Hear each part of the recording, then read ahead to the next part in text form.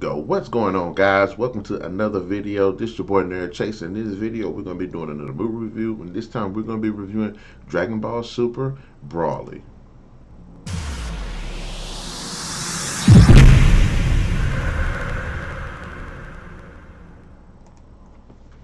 So guys, Dragon Ball Super Broly came out last year in 2008, and it's new retelling and origin story of one of the most badass characters in Dragon Ball Z, Broly. And also it does do a bit more exposition on the origins of Vegeta, Frieza, and Goku as well. This time around, Broly ends up coming to Earth due to mechanizations here and there, and there's just this pretty big fights. This is what you expect from a Broly movie. Now, there is a lot to like about this film, but let's go ahead and get into it. The story actually is really interesting, both on the side of just learning about Broly and on the side of learning about the characters that we've come to know and love. And it's interesting seeing all of these characters, origin stories.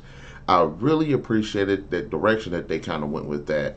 It helps give us a bit more perspective on the characters as well as some of their supporting characters from that time period. Also, when it comes to the actual characters, the characters are freaking awesome. Broly is badass, and I like the fact that in this incarnation he isn't evil. In previous incarnations of the character, he's really like a personification of evil, but in this one he has a lot more depth to his character. He's more relatable. You can honestly see how he is the way he is, and through the mechanizations of course, his planet being destroyed, as well as a bit more what was going on with his father. So you can definitely understand how he is the way he is. And this time around, he isn't just like this just drone, this robot. And this one, he has a bit more personality, and I really do appreciate that.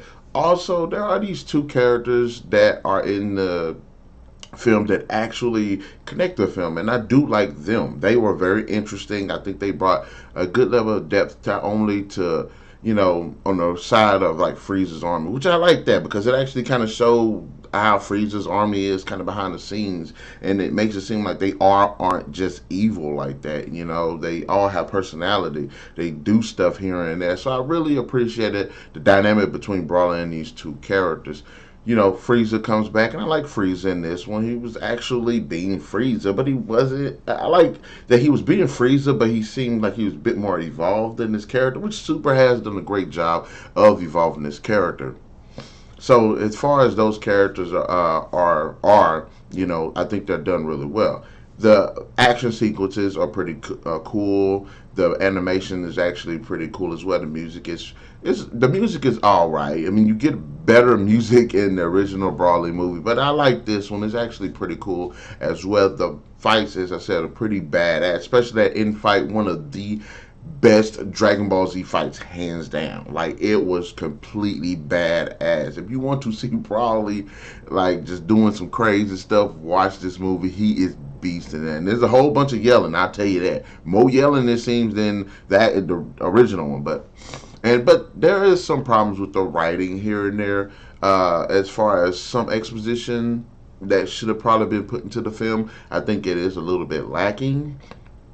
Also, a bit more explanation of how Broly's powers have actually evolved to the point of what it was doing, and how he was able to actually adapt the way he was. I think that should have been a bit more of. I think there should have been a bit more exposition on that too.